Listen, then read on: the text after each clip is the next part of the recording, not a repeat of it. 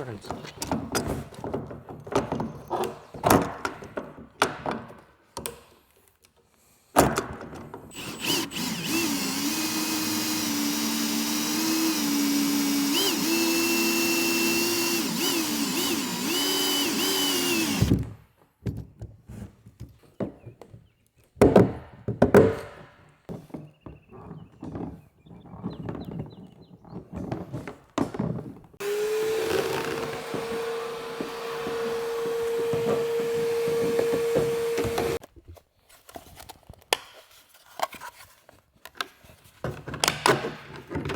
Yeah, because bugs can go right in there, technically. Yeah. I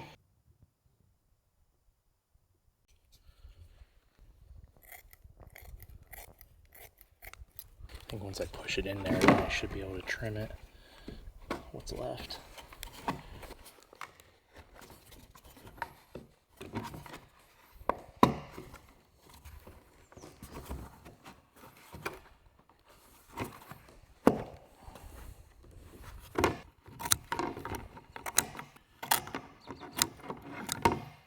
Stand it. Oh, can you pick it up like that?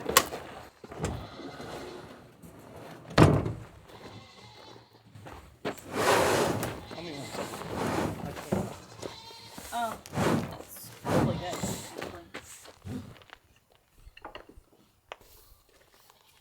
Let me know when you got it and I'll snug it.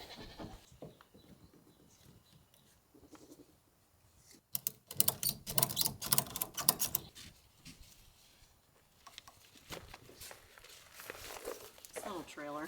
It's a little small for this machine.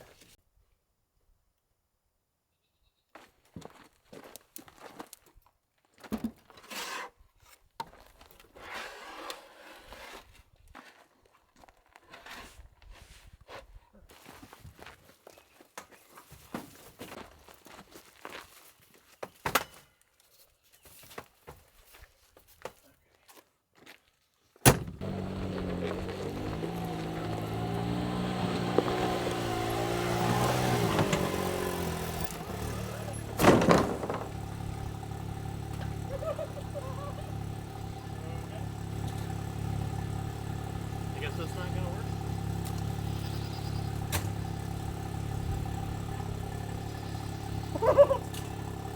I think it might have just destroyed this. Did it break it? This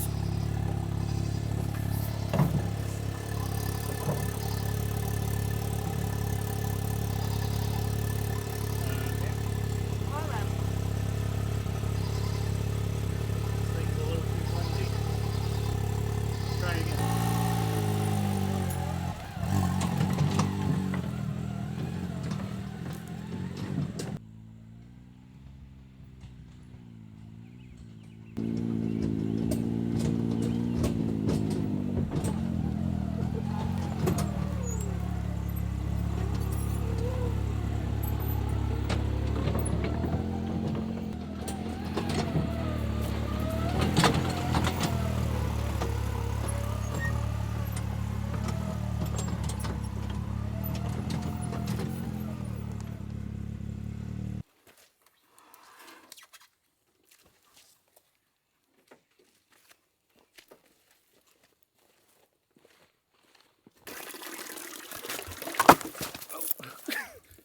Tripped over this root.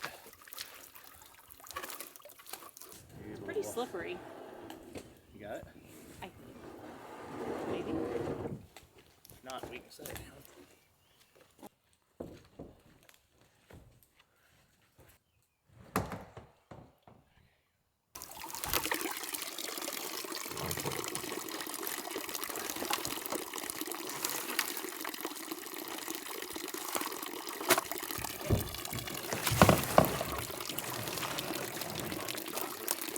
I mean, it's definitely higher, but This will sink some too.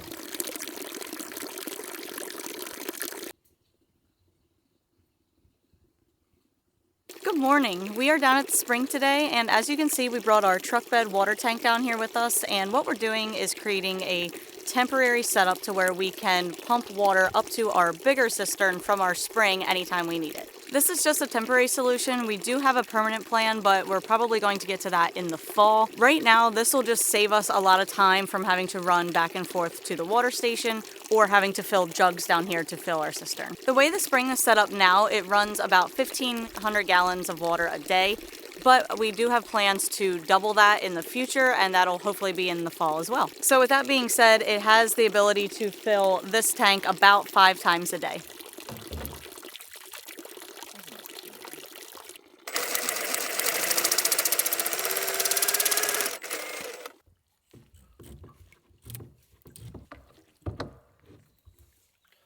Unfortunately, where that tank is, it's just slightly too high, and it's causing this to go out the overflow. So I think we're gonna have to take that tank and just put it on the ground. I really wanted to keep it off the ground and put it on a pallet, but it's not gonna work out that way.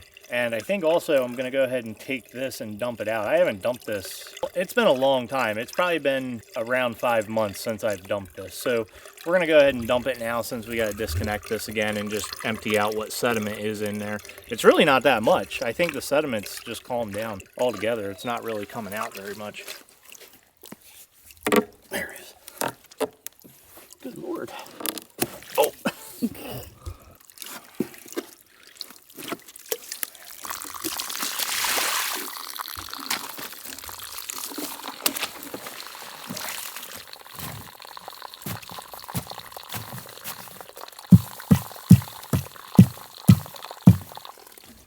No, it's just sand, bud. There's probably gold in it. You gonna sieve it and find out? I don't know. Strike it rich. He's digging for it, look. You digging for gold? Find us a big old golden nugget.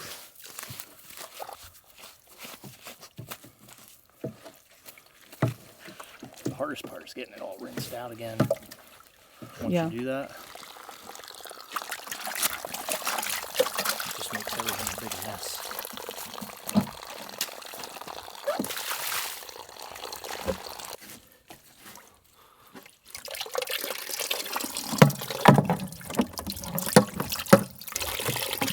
Rinse all these pipes off.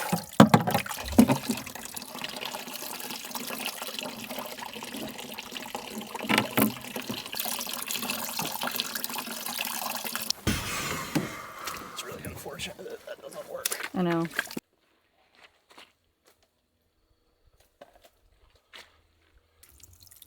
It's not quite to the top yet, so it's coming out real slow.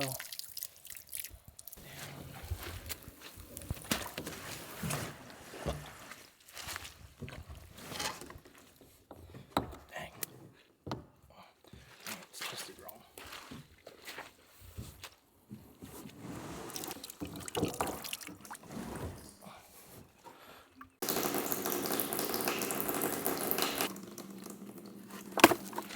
Or if that's gonna make the pump too high. Oh, maybe.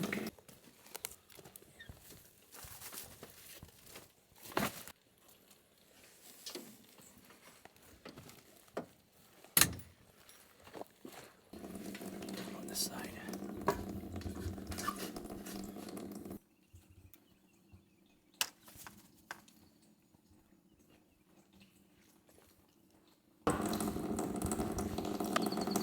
This is impossible to bend. Imagine the line that we gotta run all the way down here. I know. We'll never get it uncoiled.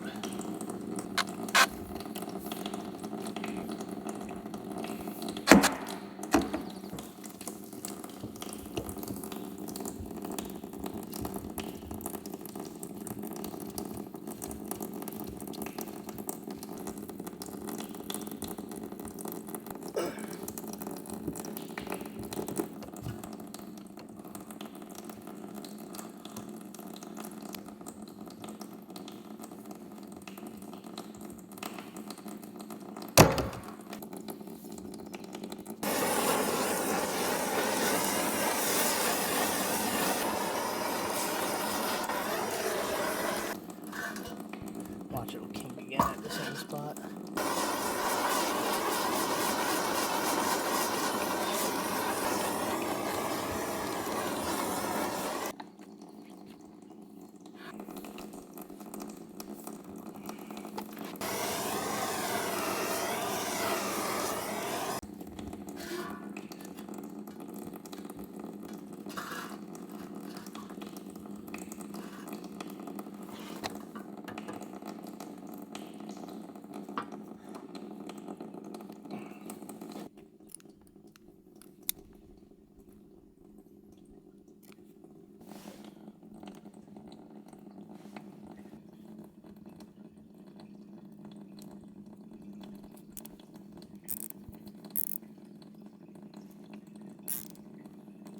We're gonna give this tank some time to fill, and then we're gonna come down and hook up our water line and test our pump.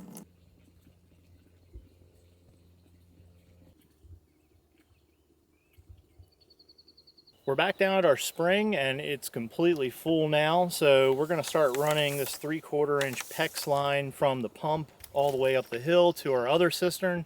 That way we can transfer this water up the hill to the cistern where we can use it for all of our other uses.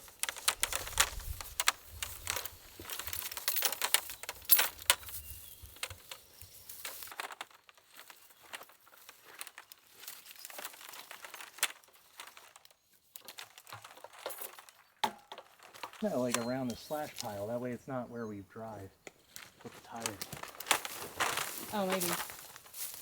You want help like untwisting some of this? I definitely need to stretch it out some. Yeah. Let me know if I stretch it too hard.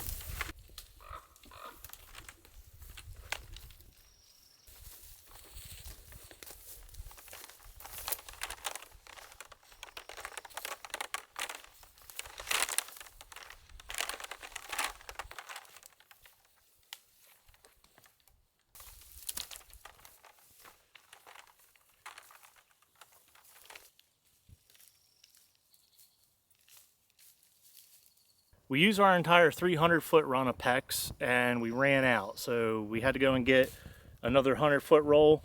The only thing that they had locally, there's not very many choices. You really got to travel a couple hours to have a good selection of materials like this, but they had this, so I picked up a roll of 100-foot so we can finish our run up the hill. And we're going to splice them together here.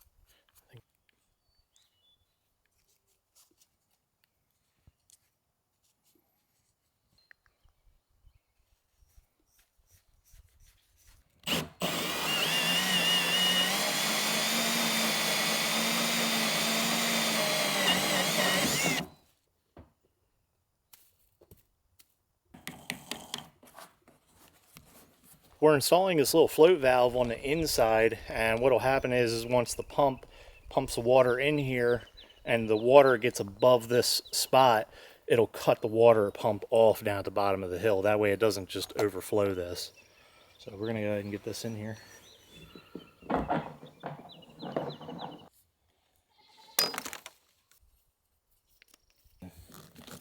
Gets it.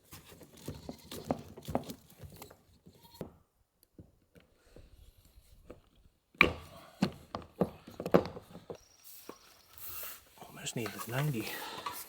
Almost. All right, we got everything hooked up. We're gonna give this a test run. This pump wasn't originally for this project. This pump is actually meant to be inside of our cabin to pump water from the cistern that's gonna be inside of the cabin. So I'm not sure if it's gonna have enough head pressure to push the water all the way up there. I believe it will. We're getting ready to find out. Just keep in mind that all this is very temporary, and this is gonna save a lot of backaches over carrying water up the hill. And it's also going to save us time and money versus having to go to town, because if we have to go to town to fill the truck bed tank, that equals, it's about $12 to fill the tank, but then we're also spending around $5 in fuel, and we got to do that twice to fill our big cistern. And that goes pretty quickly when you're doing a lot of laundry. It also kills about 3 hours of time. So just spending a few hours for us to hook all this up temporarily, and some money out in hose and everything that we can reuse in the long run, I think this is going to be a really good temporary solution until we get an insulated cistern down here and buried water line all the way up to the cabin.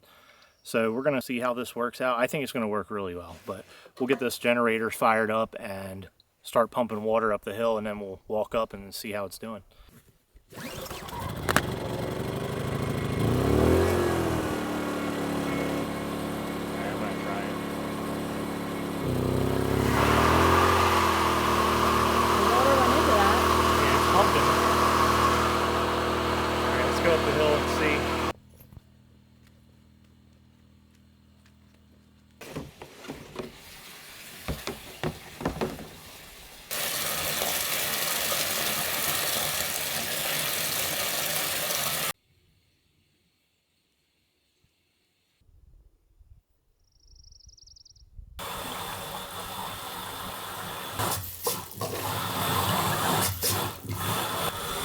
Alright, well we have a slight leak to fix. Just a little leak.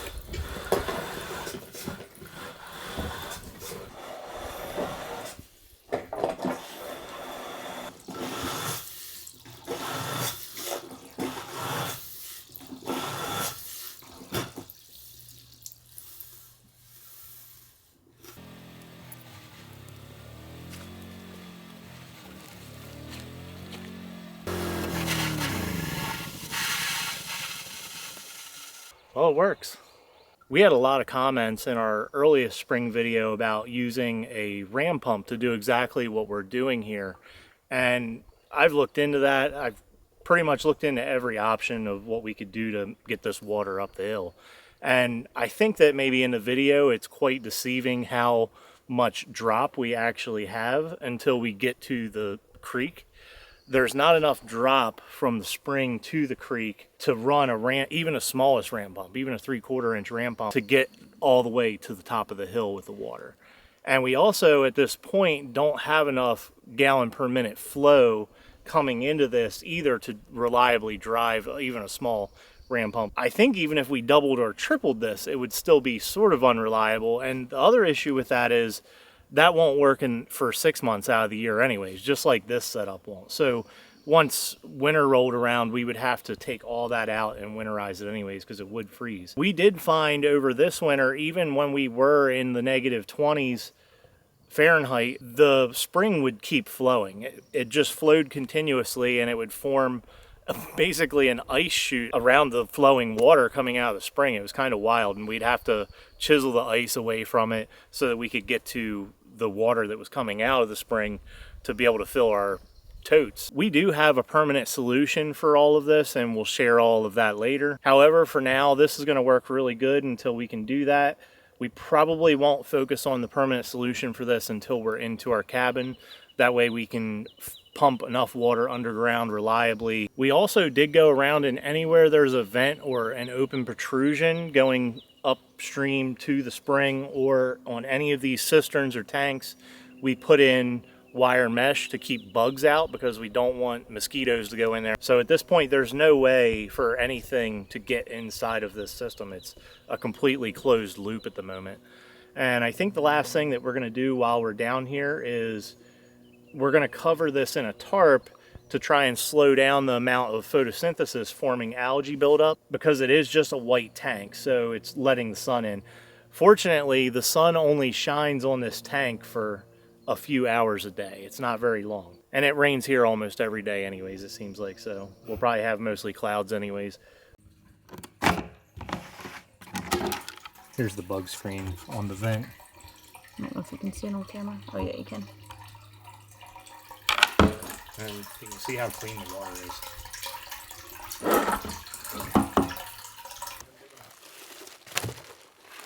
was thinking that we'd like ratchet straps. Plenty big enough. Well, I'm hoping it covers the pump too.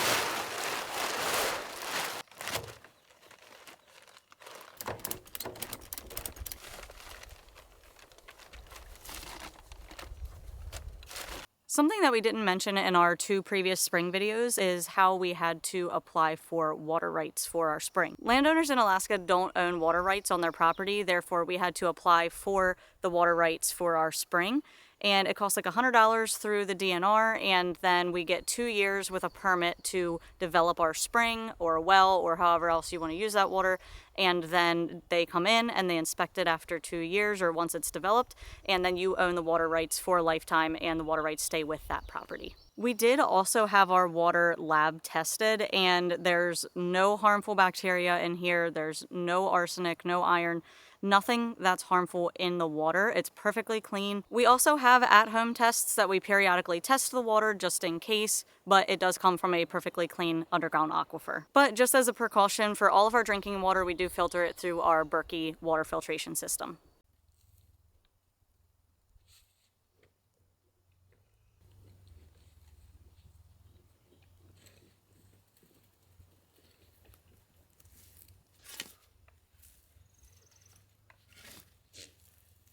We are out in the garden today getting it prepped to do some planting, and this is one of about 3 days that it's been above 50 so far this year, so it's finally time to start getting plants in the ground. It is Memorial Day, and everybody in this general area tends to wait until Memorial Day to start putting plants outside because our ambient air temperature, because of the coast, never really gets above 65 degrees all summer, and right now with it being the end of May, we're hovering about 50 degrees. I started off in here by weeding all of the raised beds to get our carrots planted, and what Chris is doing right now is combining some of our rows together.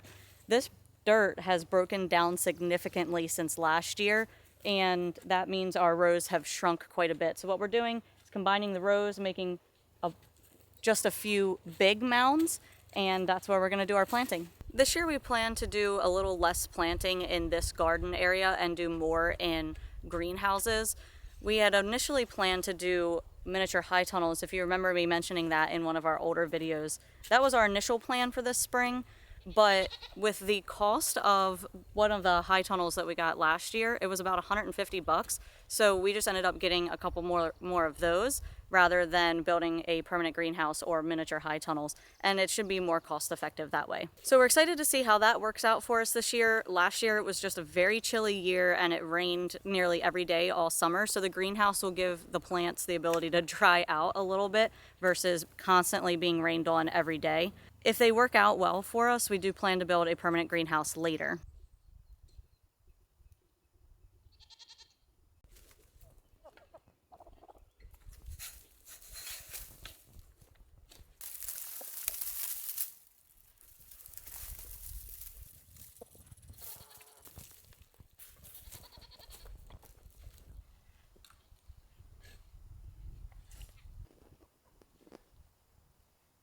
Watch out. It's actually really nice and easy to shovel just because it's so It is loose. really soft.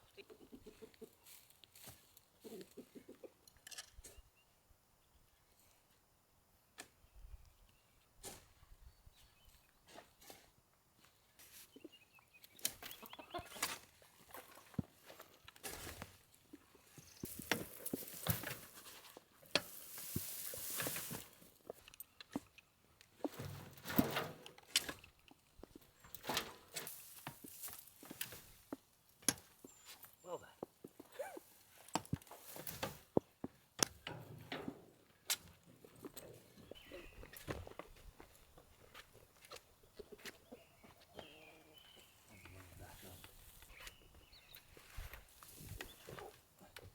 Oh gosh. Look at him. He's like, I'm gonna go get it. The one that's all the way over there in that big tree? Yeah, it just flew from over here and it flew right into that birch tree. Except I guess he forgot he was in here.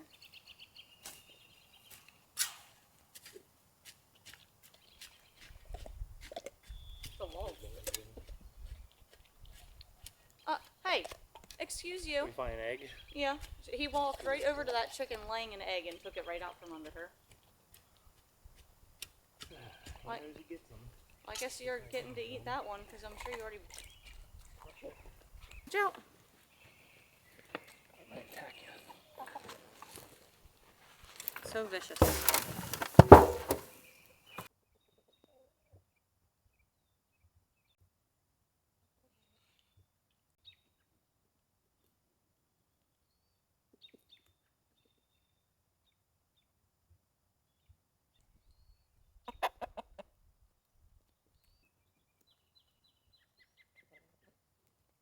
I'm back out in the garden this morning, and what I'm doing today is a lot of planting. So we have some potatoes to plant, we have some carrots and peas.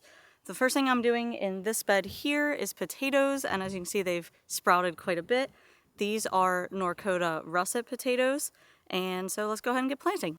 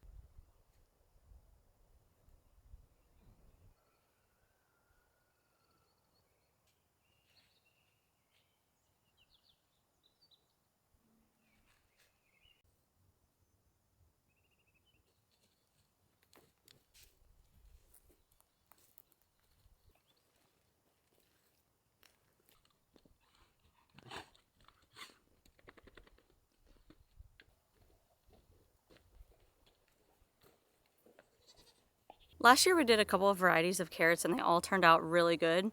This year we're going to do two of the same varieties we did last year, which are the Shin Kurotas and Danvers. We also did a champion species. They all turned out really nicely. But we're also adding in this year Scarlets as well as Imperators.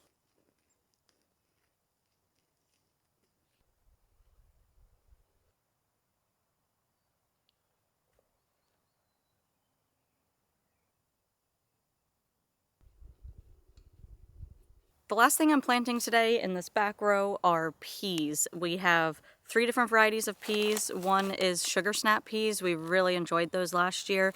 And then the other 2 varieties are types of shell peas. We have early frosty and Alaska variety. So we're going to go ahead and get these planted.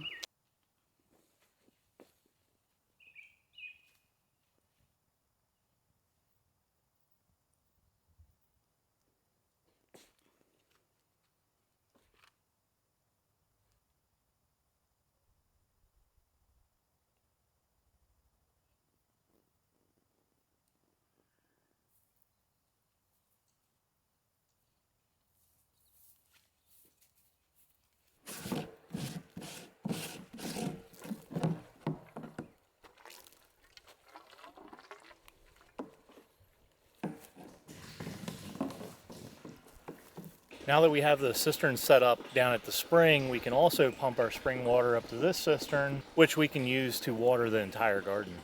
Last year when we built the garden, we added rabbit fencing all along the bottom as well as electric fencing in 2 strands around the middle and the top of the fence.